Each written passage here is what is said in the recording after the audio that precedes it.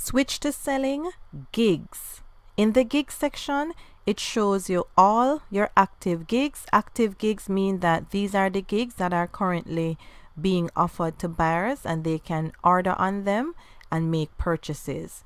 Pending approval, any gig that you have created and Fiverr wants to look at it more in depth and decide if they're going to approve it or not, you'll see them in this section. Requires modification. Any gig that Fiverr deems to need changes to it, it will go to the requires modification section. If you do not make the changes in a timely fashion, Fiverr will actually deny the gig. In the draft, any gig that you are currently working on but you have not published this particular gig, meaning no buyer can view it or make purchases on it, you'll see it in the draft section. Any gig that has been denied is a gig that does not meet the terms and conditions that Fiverr has. And any gig that you have created that is paused, these gigs, they're not deleted. However, buyers are unable to see them and make purchases on them. So active gigs are published gigs that buyers can actually view and make purchases on. But if your gig is in the draft, they can't do so. And if your gig is paused, they can't see your gig either and they can't make purchases on them.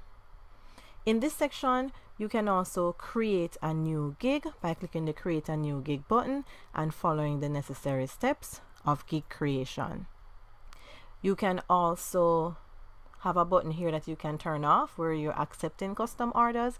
Custom orders are just a way of a buyer setting up an order and asking if you can complete it based on how they have laid out the instructions. You also have impressions, clicks, views, orders, cancellations.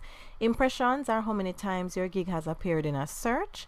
Clicks are how many times a buyer has actually clicked around your gig, not necessarily opening it and looking on its contents.